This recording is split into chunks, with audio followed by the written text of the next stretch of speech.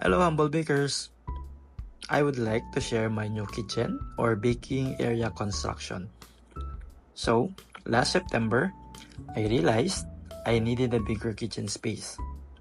I was torn between renting a commercial space or renovating the fourth floor of our building or house.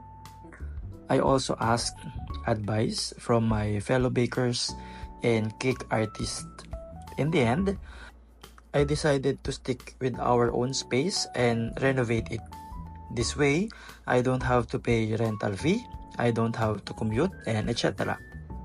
I consulted several fit-out companies and received quotations. The estimated expenses range from 1M to 1.5M, but it could exceed this since the final cost is not yet determined. I wanted a high-quality kitchen, so the cost could exceed 1.5M. I can try using budget-friendly materials, but the quality may suffer. It has 2 rooms, so the expenses will be doubled. One room is air-conditioned and used for pastry kitchen, around 35 square meters, while the other room is not air-conditioned and is used for storing items, a hot kitchen, a sink area, and a toilet, around 30 square meters. I felt that it wasn't the right time. Alam mo yun, I always pause when I have this kind of feeling. I believe that if it's the right time to build my kitchen, the universe will make it easy.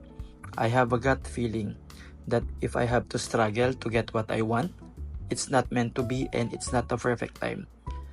Then around mid-January, my nanay found a foreman/contractor, si Brother Nonoy, who had done many things before and trusted na rin ni nanay.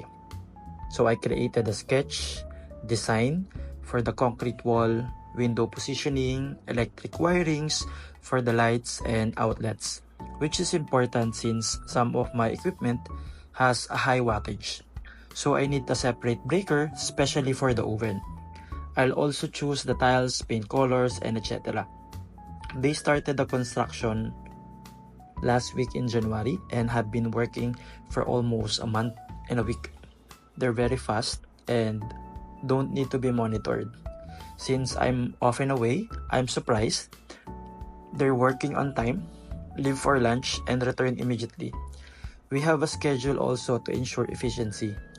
The final fit out is beautiful and I'm satisfied with the cost. It is within our budget since only 2 people made it and they set the price. Yes, sila yung nagpresyo. And along the way, I could change the design and they're not complaining.